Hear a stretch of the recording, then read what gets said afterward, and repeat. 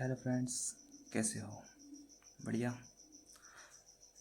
Welcome to Next You platform पे। Hello friends, मैं दिनेश आपको बताने वाला हूँ आज संख्याओं के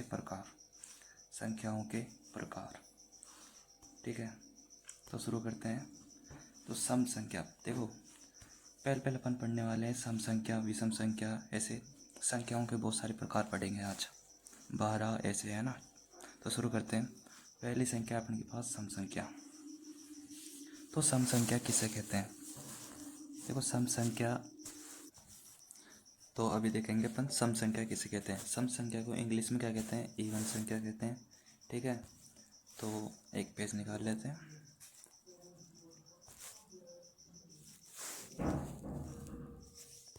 तो अपन के पास टॉपिक क्या है? सम संख्या। सम संख्या, इंग्लिश में इसको इवन संख्या कहा जाता है। तो सम संख्या उसे कहा जाता है जिसके इकाई अंक पर, मतलब कोई भी संख्या है जैसे 5, 2, 3, तो इसका इकाई अंक इसे बोलते हैं इकाई अंक। इसे बोलते हैं दहाई अंक। इसे बोलते हैं सैकड़ा। ठीक है, ऐसे चलता रहता है। फिर या पर मान लो 4 और है तो उसे बोलते हैं हज़ार, 10,000, लाख, 10 लाख, करोड़, चलता रहता है। जैसे तुम्हें पता होगा ये तो है ना। ठीक है, तो इकाई अंक, देख सम संख्या उसे बोलेंगे जिसका इकाई अंक क्या हो? इकाई अंक क्या हो? इकाई अंक हो 0, 2, 4, 6, 8। ठीक है, इनमें से कोई भी अंक दिखे आपको तो वो सारी क्या होगी तुम्हारे पास? वो सारी होगी तुम्हारे पास सम संख्या। जैसे मैं बोलूँ 54, 54 क्या है? एक 54 का इकाई अंक क्या है? 4। तो ये भी क्या हुआ? सम संख्या हुई। ठीक है, आप कितनी बड़ी संख्या ले लो, जैसे 4, 8, 4, 2, 3, 1, 5, 4, तो इकाई अंक को ही देखना हमेशा। ठीक है, तो इकाई अंक यदि 0, 2, 4, 6, 8 हो तो उसे अपन बोलेंगे सम संख्या। ठीक है, तो वापस चलते हैं। देखो सम संख्या अपन पढ़ चुके हैं, है ना। और अब आ जाओ विषम संख्या पर। तो विषम संख्या किसे कहते हैं? विषम संख्या इसका विलोम है। ठीक है, यदि क्या हो? इकाई अंक पर क्या हो? 0, 2, 4, 6, 8 नहीं हो तो उसे अपन बोलेंगे विषम संख्या। इसे ओड नंबर इस इंग्लिश में कहा जाता है। जैसे 1, 5, 7, 15, 19, ये सारे क्या है? विषम संख्या है। यदि इकाई अंक पे 2, 4, 6, 8 हो तो उसे बोलेंगे सम संख्या। यदि नहीं हो तो विषम संख्या बोलेंगे उसे। ठीक है, अब आ जाओ भाज्य संख्या। ठीक है, भाज्य संख्या जिस संख्या में एक व स्वयं के अलावा अन्य संख्याओं का भाग जाए। ठीक है, तो भाज्य संख्या को कॉम्पोसाइड इंग्लिश में कहते ही है ना। तो एक पेज में चलते हैं। अपन के पास है भाज्य संख्या या फिर कॉम्पोसाइड नंबर्स। इसमें अपन को कुछ नहीं देखना, इसके अभाज्य गुणनखंड करना। जो भी संख्या दे अपन को, जैसे मैंने मान लिया 8 है अपन के पास, इसमें देखो इसके टुकड़े करो, या फिर ऐसे देखो 8 में किस किस का भाग जाता है? ये 8 में देखो 1 का जाता है, 2 का जाता है, 4 का जाता है और 8 का जाता है। इतनी सारी संख्याओं का भाग जाता है। तो ये क्या हुई तुम्हारे पास? भाज्य संख्या। ठीक है, ये भाज्य हो गई। यदि तो ऐसी संख्या जिसमें एक व स्वयं के अलावा अन्य का भाग जाए। देखो 8 क्या है? सम संख्या। क्यों? क्योंकि इसमें एक का तो जा ही रहा है, है ना। और स्वयं का भी जा रहा है। स्वयं क्या है? 8 ही तो है। लेकिन एक व स्वयं के अलावा अन्य संख्याओं का भाग जा रहा है ना, तो वो संख्या कहलाएगी भाज्य। ठीक है, और लेकिन अब बात करें अभाज्य संख्या की। तो अभाज्य संख्या उसे कहेंगे जिसमें एक व स्वयं का भाग जाए, है ना। एक व स्वयं का, जैसे बोलूँ 13 में किस किस का भाग जाता है? 1 का जाता है, 13 का जाता है। ठीक है, 1 और 13 का भाग जाता है ना, तो ये कौन सी संख्या कहलाई? ये अभाज्य संख्या कहलाई। ठीक है, ऐसे 2 भी होती है अभाज्य संख्या, 3 भी होती है, 5 भी होती है। क्योंकि इनमें देखो 1 का जाता है और 2 का जाता है, इसमें देखो 1 और 3 का जाता है, इसमें देखो 1 और 5 का जाता है, और किसी का जाता नहीं है। तो जिस संख्या में एक का व स्वयं का भाग जाए, एक का व स्वयं का भाग जाए, उसे अपन क्या बोलेंगे? अभाज्य संख्या। ठीक है, क्लियर है बिल्कुल। तो देखो यहाँ पर भी ये लिखा हुआ है, भाज्य संख्या जिस संख्या में एक व स्वयं के अलावा अन्य संख्या का क्या जाए, भाग जाए। जैसे 4 में एक का जाता है और 4 का तो जाता ही है, लेकिन साथ में अन्य का भाग जाना चाहिए, अन्य का भाग जाना चाहिए, अन्य का भाग चले जाए, अन्य का भाग चले जाए तो उसे अपन क्या बोलेंगे? भाज्य संख्या। ठीक है, उसे अपन बोलेंगे भाज्य संख्या। जैसे 8 हो गया, 10 हो गया, 15 हो गया, 27 हो गया। और अभाज्य संख्या उसका विलोम हो गया ना, जिसमें एक, जिस संख्या में एक व स्वयं का भाग जाए। जैसे 2 है, 3 है, 5 है, 13 है, 11 है। इनमें केवल है ना एक का तो जाता है ये साथ में, और केवल स्वयं का ही जाता है बस, और अन्य का भाग नहीं जाता है। इसलिए क्या है, इसे कहेंगे अपन अभाज्य संख्या। अब देखो यहाँ पर एक नोट है, बहुत इम्पोर्टेंट है, एग्जाम में पूछा जाता है। एक है ना, एक, और न तो भाज्य है और न ही अभाज्य। ये नोट है और बहुत इम्पोर्टेंट है ये। ठीक है, इसे इम्पोर्टेंट लिख के, इम्पोर्टेंट लिख लो इसे, बहुत इम्पोर्टेंट है ये। एग्जाम में अक्सर पूछा जाता है कि एक बताओ भाज्य है या फिर अभाज्य। तो आपको बताना है एक तो भाई न भाज्य है और न ही क्या है, अभाज्य है। ठीक है, तो अपन ने देखो सम पढ़ लिया, विषम पढ़ लिया, और भाज्य पढ़ लिया, और अभाज्य संख्या भी पढ़ ली। अब अपन पढ़ेंगे प्राकृत संख्या। प्राकृत संख्या, प्राकृत संख्या को इंग्लिश में क्या कहा जाता है? Natural numbers.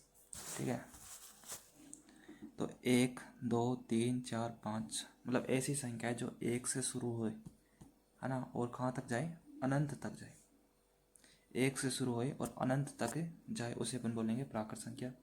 पूर्ण संख्या उसे बोलेंगे 0 से शुरू होती है और अनंत तक जाती है। ठीक है, पूर्ण संख्या इंग्लिश में होल नंबर कहा जाता है ना। और पूर्णांक संख्या की बात करें तो इसे इंटीजर नंबर कहा जाता है, और ये माइनस के अनंत से लेके प्लस के अनंत तक जाती है। मतलब मैं पूछूँ अभी, जैसे एग्जाम्पल लेके चलते हैं, एग्जाम्पल पूछता हूँ। ठीक है,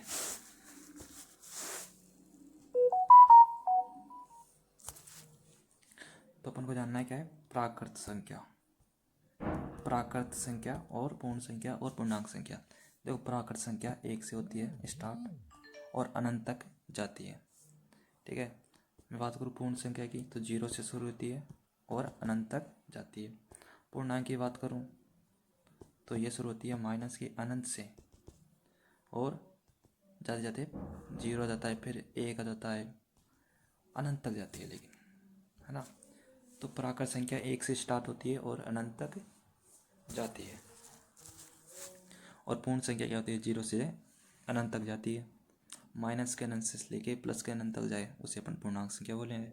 ठीक है, जैसे मैं पूछूं तुमसे कि 0 बताओ प्राकृत संख्या है क्या, तुम बोलोगे प्राकृत संख्या यानी नेचुरल नंबर नहीं है। नहीं है ना ये, क्यों नहीं है? क्योंकि वो क्या आती है? 1 से शुरू होती है। लेकिन ये क्या पूर्ण संख्या है? हाँ है भाई, पूर्ण संख्या है क्योंकि 0 से स्टार्ट होती है। क्या ये पूर्णांक संख्या है? हाँ पूर्णांक संख्या भी है, क्योंकि ये माइनस के अनंत से प्लस के अनंत तक के बीच में आ रही है ना, 0। ठीक है, तो एक क्या है? एक प्राकृत संख्या भी है और पूर्ण संख्या भी है और पूर्णांक संख्या भी है। बट यदि बात करूँ मैं -8 की, तो ये केवल क्या होगी? पूर्णांक संख्या ही होगी, क्योंकि ये तो प्लस की होती है, वो भी 1 से स्टार्ट होती है, और ये 0 से स्टार्ट होती है। तो -8 क्या होगा? पूर्णांक संख्या होगी। ठीक है, अब अगली बात करते हैं। अगली बात देखो क्या है। अब आता है सहअभाज्य संख्या। सहअभाज्य संख्या यानी कि को प्राइम नंबर्स ऐसी दो संख्याएं जिसका एचसीएफ 1 हो। अब एचसीएफ कैसे निकाला जाता है? इससे पुराने वाले लेक्चर में मैंने बताया। ठीक है, एचसीएफ कैसे निकाला जाता है, तो देखो एचसीएफ कैसे निकाला जाता है।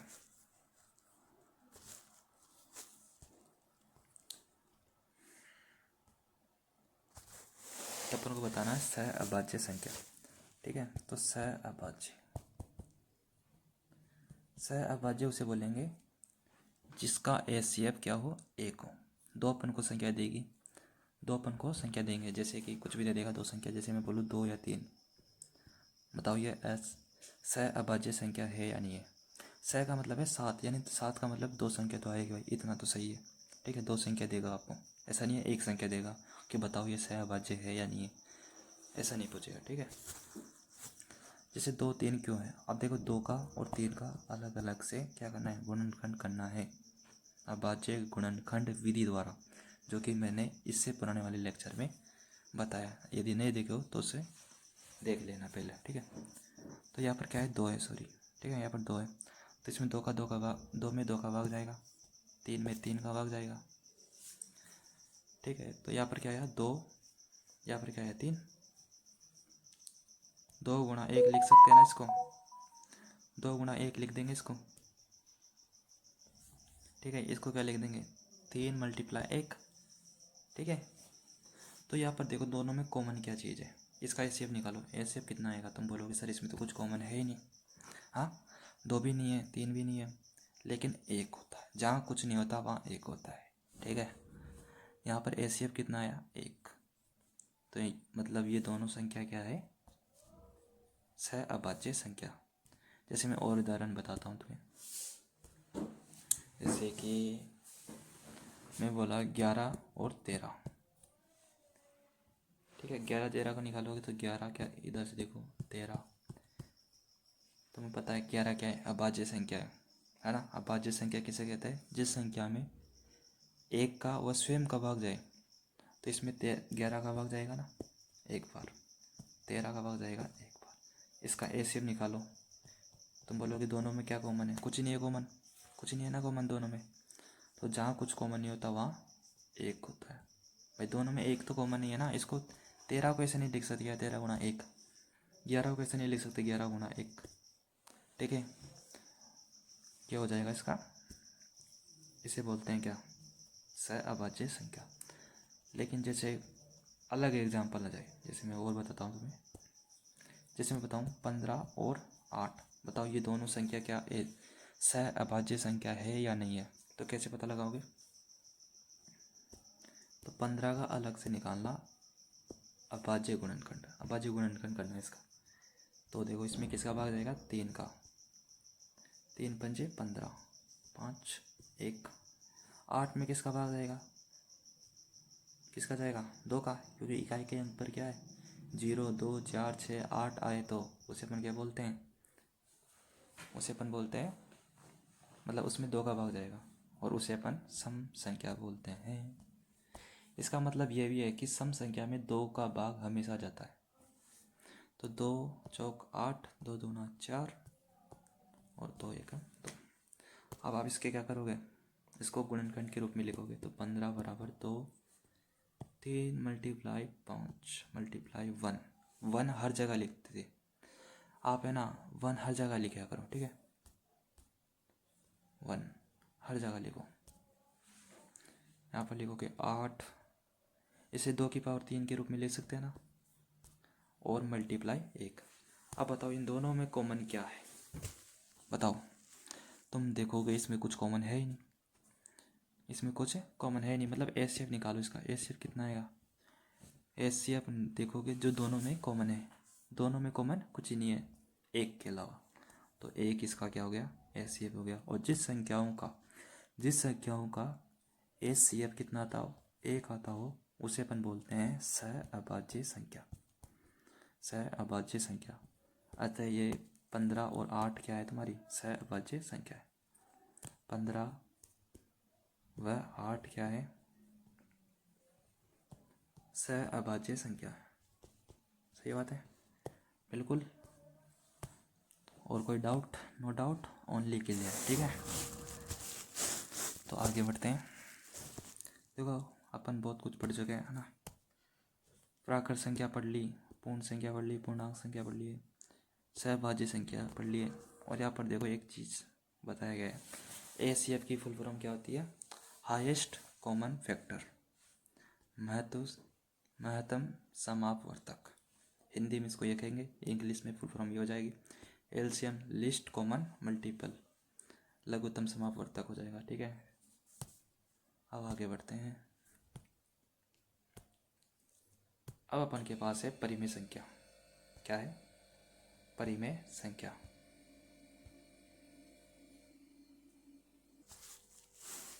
तो अब पढ़ेंगे अपन परिमेय संख्या। परिमेय संख्या देखो, जिसे इंग्लिश में क्या कहा जाएगा, जिसे इंग्लिश में रेशनल नंबर कहा जाता है, जिसे p बटा q के रूप में लिख सके, जहाँ q is not equal to 0 होना चाहिए, वह p व q क्या होना चाहिए, पूर्णांक संख्या होना चाहिए। ठीक है, इसको देखते हैं अगले पेज में।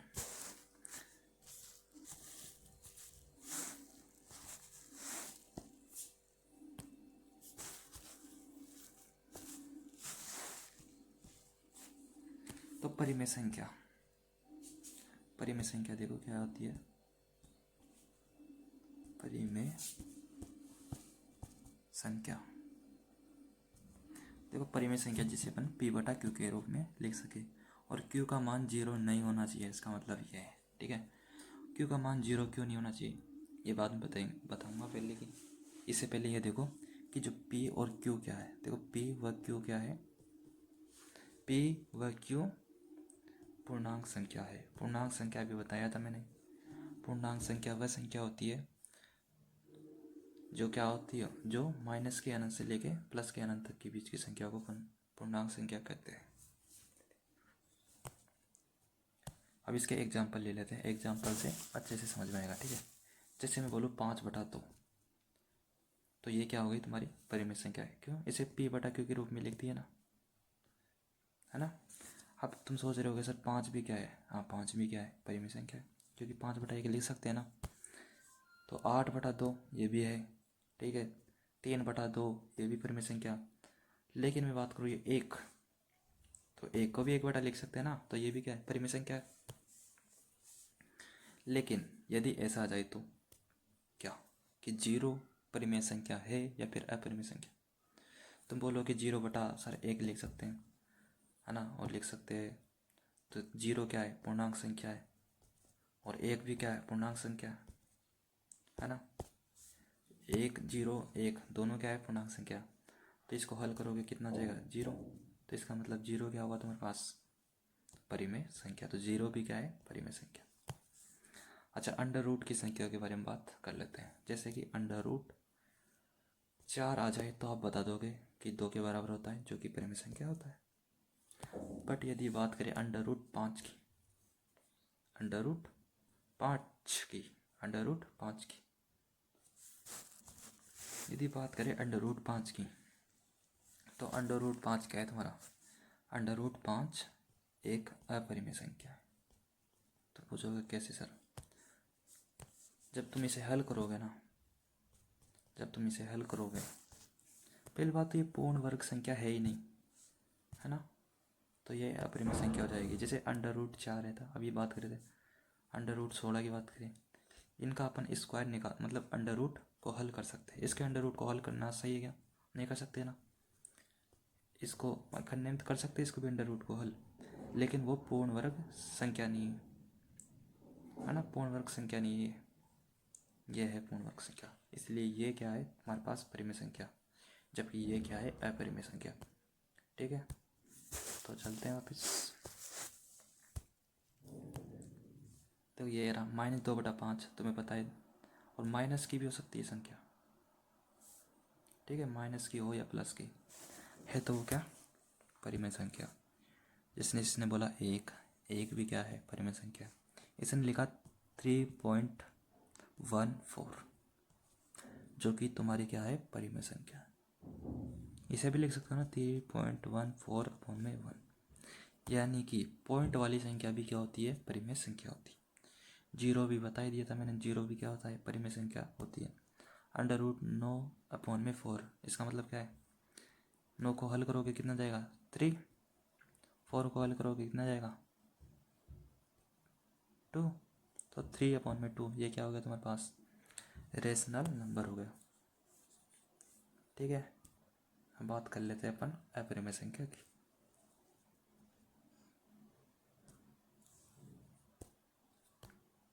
देखो अपरिमेय संख्या, इर्रेशनल नंबर्स, ठीक है, जिसे अपन क्या कर सके, पी बटा क्यू के रूप में नहीं लिख सके। अब मेरे को बताओ, अंडर रूट 5 को लिख सकते हो क्या तुम? अंडर रूट 5 को हल करना पड़ेगा पहले। अंडर रूट 5 को हल करना मतलब ये समझ लो तुम तो, जब भी अंडर रूट के अंदर कोई भी कैसी संख्या है, अपूर्ण वर्ग संख्या, जिसका क्या निकल सके, जिसका अंडर रूट ही नहीं निकल सके, वो क्या है, अपूर्ण वर्ग संख्या है, ठीक है। यह अपूर्ण वर्ग संख्या है, इसलिए यह भी क्या है, अपरिमेय संख्या। अंडर रूट अभी बात करे थे ना 16 की, तो इसको हल कर सकते हो तुम, 4/1 लिख सकते हो ना, है ना। तो ये क्या हुई, ये परिमेय संख्या हुई। लेकिन ये अपरिमेय संख्या हुई, ठीक है। अब यहाँ पर एक चीज़ बोला इसने, पाई का मान कितना होता है, 3.14। ये पाई होता है ना, ये पाई, ये तो अपरिमेय संख्या होता है ना। ये क्या होता है, अपूर्ण वर्ग संख्या। सॉरी, पाई क्या होता है, अपरिमेय संख्या, जबकि 3.14 क्या होता है, परिमेय संख्या। ये याद कर लेना, ठीक है। जैसे भी अपन लिखते हैं ना, ये थीटा, ये भी क्या है, थीटा भी अपरिमेय संख्या है। कोई बोले फाई, इसे बोलते हैं फाई बोलते हैं ना, 11th में आया ये फाई, इसे अपन बोलेंगे अपरिमेय संख्या। फाई, थीटा, पाई, ये जितने भी चिन्ह है ना दर्शाने के, अल्फा, बीटा, ये सारे के सारे क्या होते हैं, अपरिमेय संख्या ही होती है, ठीक है। अब चलते हैं वास्तविक संख्या पर। अब बात करेंगे वास्तविक संख्या की, रियल नंबर्स, ठीक है। तो रियल नंबर से बोलते हैं अपन जो परिमेय संख्या और अपरिमेय संख्या दोनों को मिक्स में अपन बोलते हैं वास्तविक संख्या। जैसे अंडर रूट 4, अंडर रूट 7, 1, 6, पाई, इन सबको मिक्स में क्या बोलेंगे अपन, वास्तविक संख्या। इसे अपन वास्तविक संख्या बोलेंगे, ठीक है। जैसे कुछ भी दे दे अपन के पास, वो सारे की सारी क्या होगी, वास्तविक संख्या होगी। लेकिन अवास्तविक संख्या जैसे कि अंडर रूट 6 -6, ठीक है। जैसे कि अंडर रूट 6 क्या है, तुम्हारी अवास्तविक संख्या है, ठीक है। अंडर रूट 6 हो गया अवास्तविक संख्या। क्या अंडर रूट 6 को ऐसे लिख सकते हो, under root -1 multiply under root 6 ऐसे लिख सकते हो ना। और जो अंडर रूट -1 होता है उसे क्या लिखते हो, आयोटा, ये 11th में है ना, ठीक है। अंडर रूट -1 को अपन लिखते हैं आयोटा से, इसे बोलते हैं अपन आयोटा, IOTA। तो आयोटा क्या होता है, इसे दर्शाते हैं आई से, IOTA, है ना, ठीक है। आयोटा की स्पेलिंग होती है, ठीक है, आयोटा इसे कहते हैं अंडर रूट -1 को। तो अपन को जब भी दिखे तो आयोटा भी क्या हुई, अवास्तविक संख्या। अंडर रूट -5 जो भी क्या हुआ, अवास्तविक संख्या, मतलब ये सभी क्या है, अवास्तविक संख्या है। अब आ जाओ शांत आवर्ती, अशांत आवर्ती, बोले तो दशमलव के प्रकार है ना, दशमलव प्रसार के प्रकार है, दशमलव प्रसार के प्रकार है ये, ठीक है। ठीक है, आपको सही समझ में आ रहा है सभी, तो आप चैनल को सब्सक्राइब भी कर सकते हैं, ठीक है। शांत आवर्ती, देखो शांत आवर्ती किसे कहते हैं। शांत आवर्ती का मतलब है, पहले आपको बताऊंगा मैं शांत अशांत, इनमें डिफरेंस बताऊंगा, शांत और शांत में, ठीक है। तो एक पेज निकाल लेते हैं।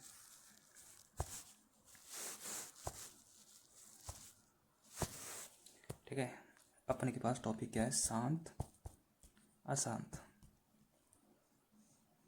अशांत,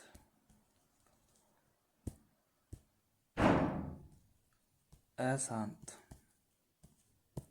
ठीक है, शांत और अशांत। तो शांत उसे बोलेंगे जो शांत है, शांत मतलब मर गया, हाँ। जैसे कि 3.6 ये शांत है, 3.6, तो ये क्या आगे संख्या चल रही है क्या, नहीं, इतनी हो गई, खत्म कहानी। जैसे बोलो 3.6666, ये चलता ही रह रहा है और ख़त्म ही नहीं हो रहा है, ये देखो चलता ही रह रहा है ना, तो इसे बोलेंगे अपन अशांत। जो शांत नहीं है उसे अपन बोलेंगे अशांत। जैसे मैं बोलूँ 0.2, ये क्या हो गई शांत, लेकिन में दो दो दो ये क्या हो गई, ये हो गई अशांत। जैसे 0.8 तो ये क्या होगा शांत। कितनी भी बड़ी संख्या जाए जैसे कि 0.8432 1 है ना। अब ये बताओ ये शांत संख्या है या अशांत। शांत है, क्यों? क्योंकि आगे नहीं बढ़ रही। ठीक है, अब जैसे और संख्या की बात करें अशांत में 0.8432 1 0 2 ऐसे चलता ही रह रहा है। ये संख्या ख़त्म ही नहीं हो रही, आगे डॉट डॉट है, इसका मतलब ये चलती ही रह रही है। तो इसे बोलते हैं अपन अशांत संख्या। ठीक है, अब लेकिन लेकिन लेकिन लेकिन जो शांत होती है उसके तो कुछ प्रकार नहीं है, लेकिन अशांत के भी दो प्रकार हैं। अशांत के भी कितने प्रकार हैं? दो टाइप्स हैं। ठीक है, अशांत के दो टाइप्स है। तो एक बार पहले देख लेते हैं। ठीक है, ये देखो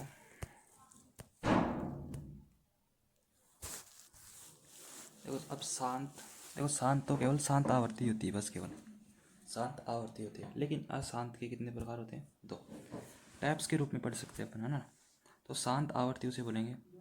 देखो शांत का मतलब है शांत, ये शांत हो गई ना, बिल्कुल आगे थोड़ी बढ़ रही है संख्या। ऐसा थोड़ी है कि 0.555 या फिर 532 मतलब ख़त्म हो गई, 5 के बाद कुछ संख्या नहीं है, स्टॉप लग गया। ठीक है, आवर्ती का मतलब होता है रिपीट। रिपीट अपन की लैंग्वेज में बोल सकते हैं यार, है ना। शांत आवर्ती 0.5 1.25 1.25 ऐसे बोलना। ठीक है, पॉइंट के बाद एक एक बोलते हैं। तो शांत आवर्ती ये हो गई ना शांत आवर्ती। अशांत आवर्ती का मतलब जो शांत ना हो, अब ये चलती रह रही है चलती रह रही है चलती रह रही है ना, पॉइंट पॉइंट लगे हुए हैं आगे।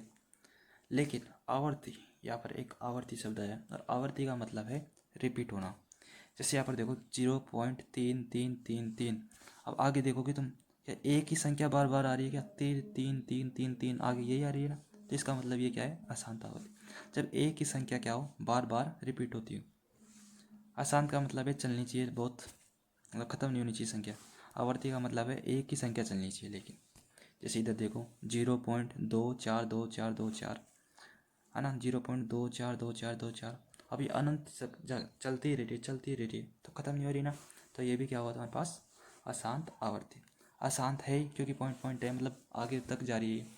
आवर्ती इसलिए क्योंकि एक ही संख्या बढ़ रही है। देखो 2 4 2 4 2 4, जरूरी नहीं 2 4 ही दिखे, ऐसे दिख सकता है 0.243 2 4 3 2 4 3। तो देखो रिपीट दिख रहा है ना। ये संख्या बार बार दिख रही है 2 4 3 2 4 3 2 4 3। अब ऐसे ही आगे चलता रह रहा है। तो ये कौन सी हुई? अशांत आवर्ती। अशांत आवर्ती।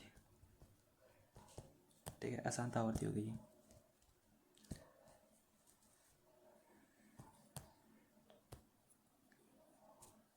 ये क्या हो गई? अशांत आवर्ती।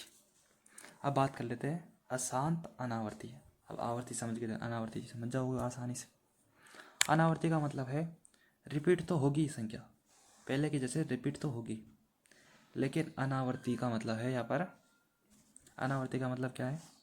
रिपीट तो होगी लेकिन एक ही संख्या बार बार नहीं होगी, उसका कोई क्रम नहीं होगा। जैसे कि 0.2431 0 2 8 3 4 कुछ भी है ना। अब ये ख़त्म नहीं हो रही, अनंत तक चलती रह रही है। ठीक है, तो ये क्या हुई? अशांत तो है ही क्योंकि आगे तक चल रही है, आवर्ती नहीं है। क्यों आवर्ती क्यों नहीं है? क्योंकि एक ही संख्या बार बार आ रही है क्या? नहीं, अनावर्ती हो गई। ठीक है, एक चीज़ और समझाने वाली बात है, ये बार क्या होता है? देखो जब कोई संख्या रिपीट होती है बार बार, जैसे कि 2 4 2 4 2 4 2 4, तो इसको अपन ऐसे लिख सकते हैं 0.24। कौन कौन सी संख्या रिपीट हो रही है? तुम बोलोगे 2 4 सर, 2 4 हो रही है, तो 2 4 के ऊपर बार लगा दो। अब बार का मतलब है ये इसका कि 2 4 लगते जा रहे बहुत सारे। ठीक है, इसको अपन अपरी में क्या बोलते हैं इसको? अशांत अनावर्ती को, अशांत आवर्ती को ऐसे दर्शा सकते हैं। ठीक है, बार लगा के उसके ऊपर। अशांत अनावर्ती में ऐसा नहीं होता है, लेकिन अशांत में अशांत तो होता है लेकिन अनावर्ती होती है, मतलब एक ही संख्या का रिपीट नहीं होता है।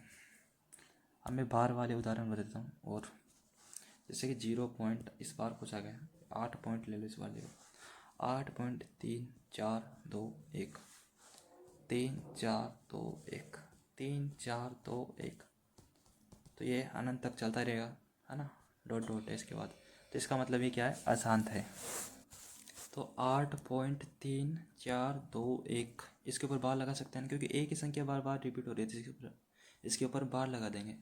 बार का मतलब है ये चलती रह रही है की संख्या, वो भी ये संख्या रिपीट हो रही है इसके बाद। ठीक है, तो ये क्या हो गया, अशांत आवर्ती।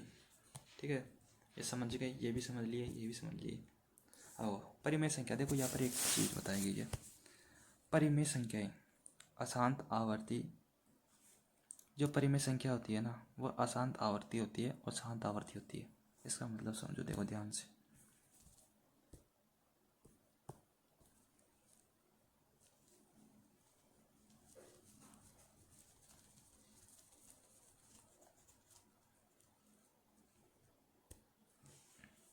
परिमेय संख्या अशांत आवर्ती, देखो अशांत आवर्ती कहाँ पर है, ये रही।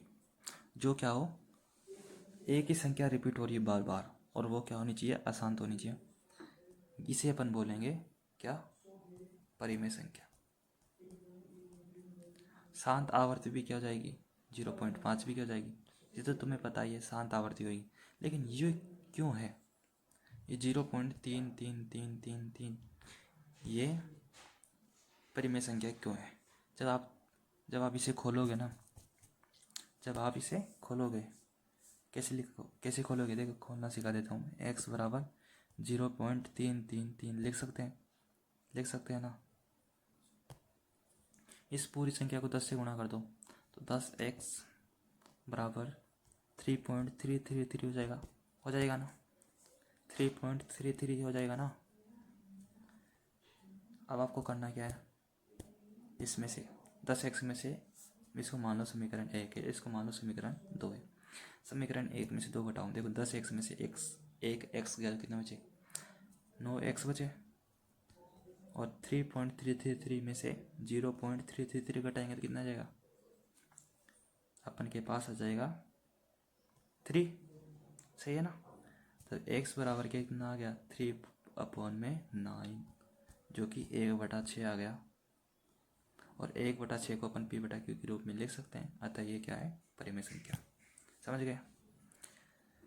और अपरिमेय संख्या ये है ही, क्योंकि ये ख़त्म हो नहीं हो रही, मतलब चलती रह रही, रिपीट ही नहीं हो, मतलब ख़त्म ही नहीं हो रही, और इसका कोई वो भी नहीं है, आवर्ती में भी नहीं है, चलती रह रही है। बता दें कैसे चल रही है, अपनी मर्जी से चल रहा है ना। कभी 8 आ रहा है, कभी 7 आ रहा है, कभी 9 आ रहा है, कभी 0 आ रहा है, कभी 2 आ रहा है, कभी 3 आ रहा है, मतलब कुछ भी आ रहा है संख्या में। ठीक है, तो ये क्या हो गई, अशांत आवर्ती है, और अशांत आवर्ती हमेशा अपरिमेय संख्या होती है।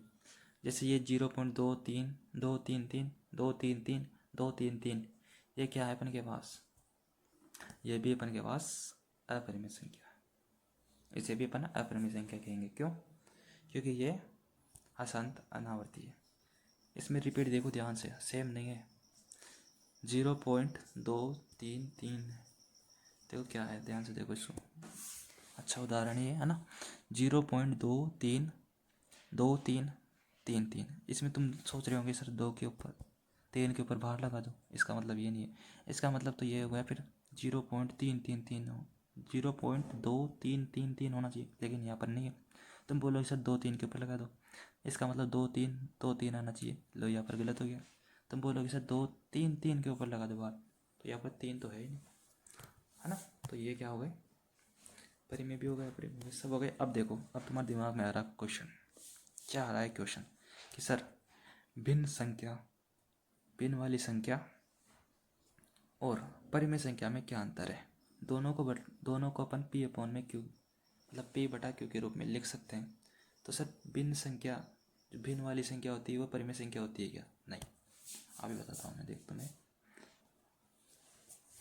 देखो भिन्न संख्या यहाँ पर लिखा गया है कि भिन्न संख्या होती है ना, जिसमें पी व क्यू क्या हो, पॉजिटिव हो, उसे अपन बोलेंगे भिन्न संख्या। लेकिन अपन ने क्या पढ़ा था परिमेय संख्या में, जिसे अपन पी अपॉन में क्यू के रूप में लिख सके, और वह पी व क्यू क्या होना चाहिए, पी व क्यू क्या होना चाहिए, पूर्णांक संख्या होना चाहिए। और पूर्णांक संख्या तो माइनस भी होती है भाई, नेगेटिव भी होती है, पॉजिटिव भी होती है। तो परिमेय संख्या में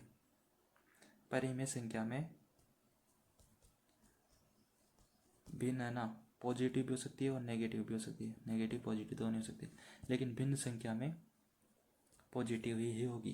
ठीक है, ठीक है, यही था हमारा एंड। लेकिन इससे पहले मैं आपको एक दो टॉपिक और क्लियर कर देता हूँ। ठीक है, जैसे मैं आपको बताने वाला हूँ कि कैसे पता लगाए कि कौन सी संख्या 2 से विभाजित होगी या नहीं होगी। विभाजित का मतलब है 2 का भाग जाएगा या नहीं जाएगा। ठीक है, पहले मैं 2 का बता देता हूँ, 2 से विभाजित होगी या नहीं होगी। तो कैसे पता लगाएंगे, यदि संख्या पर इकाई अंक पर क्या हो, 0, 2, 4, 6, 8 हो, तो वो संख्या क्या होगी, 2 से विभाजित रहेगी। जैसे कि बोलो 800, 325, 2, आखिरी में 2 भी लगा दो ना, 3252, जो भी क्या है 2 से विभाजित रहेगी। और इन दोनों मतलब इन संख्याओं को अपन सम संख्या भी बोलते हैं ना। तो ऐसे बोल सकते हैं कि सम संख्या हमेशा 2 से विभाजित रहती है।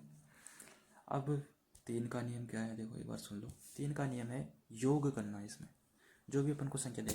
जैसे मेरे को पता लगाना है कि जो 39 है क्या 3 से विभाजित होगी या नहीं होगी। देखो अपन को करना कुछ नहीं, जो भी अपन को अंक दे उनको जोड़ना है। जैसे 3 + 9 कितने आ गए, 12। क्या 12 3 से विभाजित होता है, मतलब 12 में 3 का भाग जाता है, क्या जाता है वैसे तो 3 चौक 12 है, और पूर्ण रूप से जाना चाहिए। ठीक है, इसका मतलब ये 3 से विभाजित है।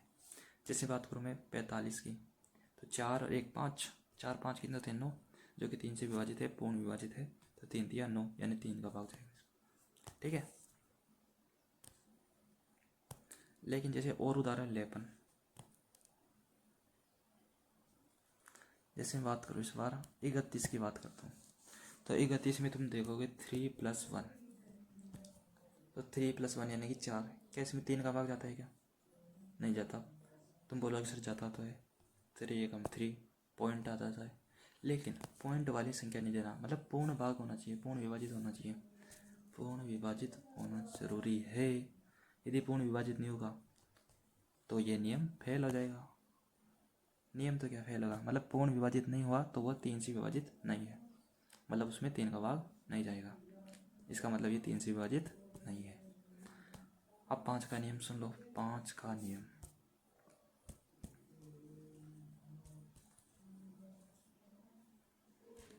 5 का नियम देखो, 5 का नियम सिंपल सा है, बहुत सरल सा है। यदि इकाई के अंक पर 0 या 5 दिखे, 0 या 5 दिखे ना, तो वह 5 से विभाजित होएगी। ठीक है, ये आप है ना अपनी नोट्स कॉपी में लिख लेना। ये जो भी बोल रहा हूँ मैं है ना, ये सब अब लिख लेना कि 5 का नियम क्या है, इकाई के अंक पर 0 या 5 होने पर 5 से विभाजित होगा। ठीक है, तो यहीं पर होता है, आज की क्लास यहाँ पर एंड होती है।